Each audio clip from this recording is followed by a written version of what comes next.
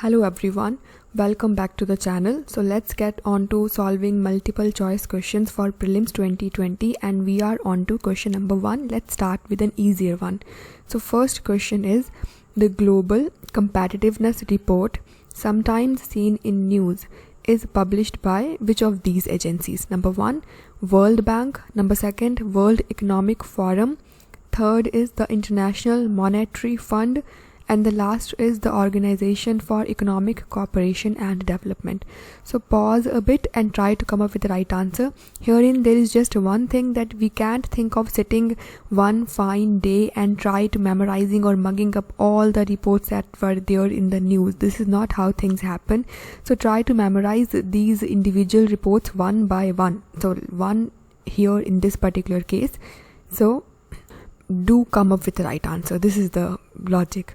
So answer here is the World Economic Forum. So Global Competitiveness Report is by the World Economic Forum, and there are certain details that although not needed, but then again just to be towards the safer side, let's cover them.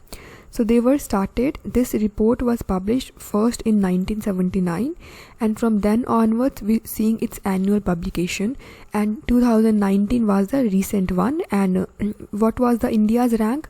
68th. This is important. Who topped this list? Singapore, and United States was at number 2.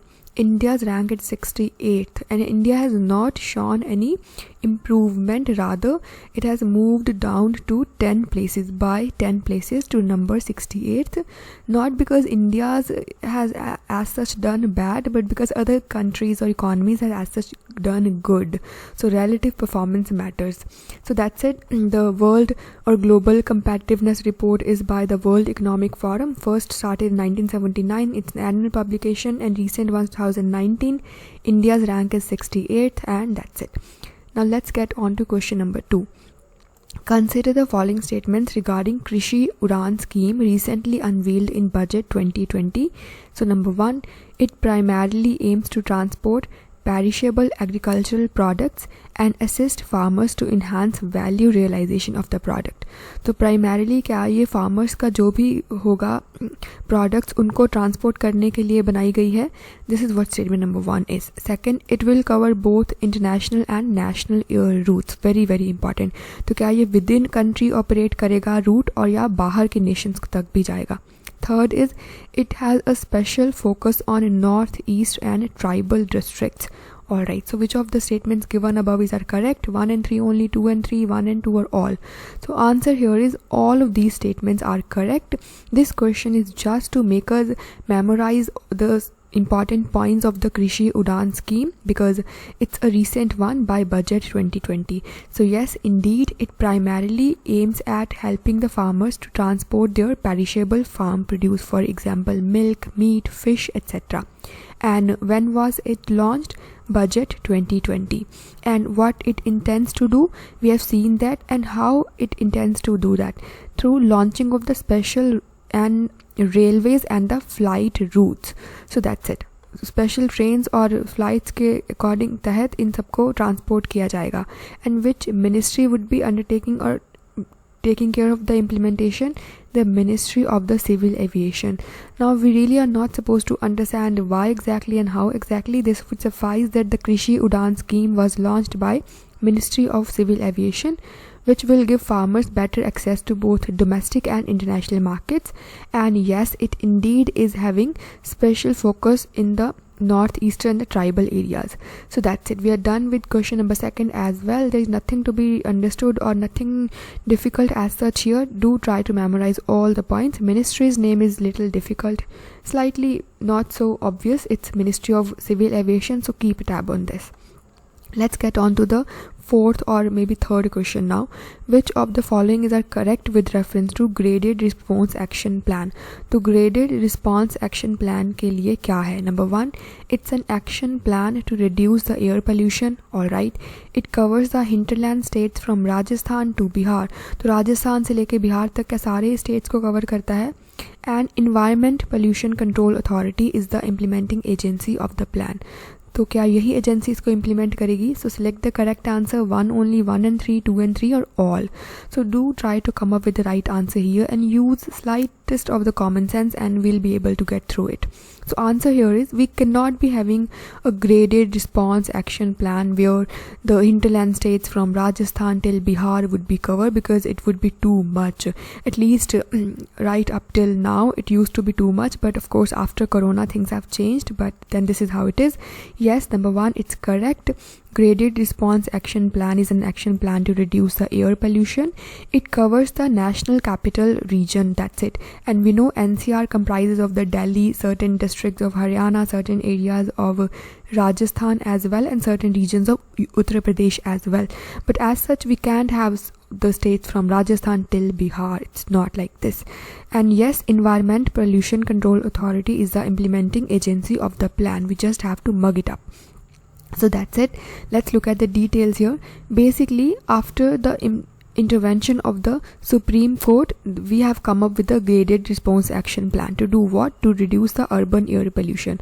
So based on the level of pollution in the NCR, it could be severe or very poor or the moderate to poor or emergency. Government would be bringing in these many action in terms of shutting of schools, closure of brick kilns, hot mix plants and straw crusher, ban on construction activities और introduction of the odd even scheme. तो अगर मतलब बहुत ज़्यादा ही pollution हो गया है तो अब तो ये चीज़ें करनी ही पड़ेंगी. So this is how graded, as such grading. अगर बहुत ज़्यादा pollution है तो आप फिर schools को भी ban करोगे. अगर ठीक ठाक जैसा ही है तो फिर schools open रहेंगे, but आप construction activities को ban करोगे. So it's a response, but a graded one based on the gradation of the pollution, and it is definitely to reduce the air pollution. And it is for the Delhi and the NCR. That's it. So this would suffice. Further, the actions are to be implemented in the entire NCR. Besides, stubble burning is to be implemented by the government of Punjab. तो पंजाब अगर stubble burning कर रहा है तो Delhi government कुछ नहीं कर सकती. Government of Punjab has to stop doing this. And the plan was prepared by the Supreme Court mandated Environment Pollution Control Authority. Very, very important. Supreme Court had to intervene, and then we saw the establishment of Environment Pollution Control Authority, and then onwards we saw this plan coming into effectuation, that is graded response action plan. To do what? To reduce the air pollution in the NCR region. And yes, the job of ensuring implementation action plan will be EPCJ, that is Environment Pollution Control Authority. So statement number 3 is also correct. It's the Environment Pollution Control Authority that would be implementing this very plan. So we are done, and let's get on to the last question now, which is really, really good and easy. With reference to newly proposed scheme for remission of duties or taxes on export product, consider the following statements. So what is the name of the scheme? It's remission of duties or taxes on export product. This name's gonna help us in understanding one of the statements. So what are these statements? Number 1, it seeks to replace the merchandise exports from India scheme to better comply with the World Trade Organization rules. Second, it is expected to reduce the government expenditure on export subsidies. तो government जो भी subsidies देती है export में, इस scheme के बाद वो खर्चा कम होगा. Is it so? And the last is, it will be monitored by the Ministry of Commerce and Industry. So which of the statements given above is are correct? 1 and 2 only, 2 and 3 only, 1 only, or all of these? Now suppose we do not know the answer, because it's really difficult to come up with the right ministry here. So look at the statement number 2. It states that this very scheme is expected to reduce the government expenditure on export subsidies.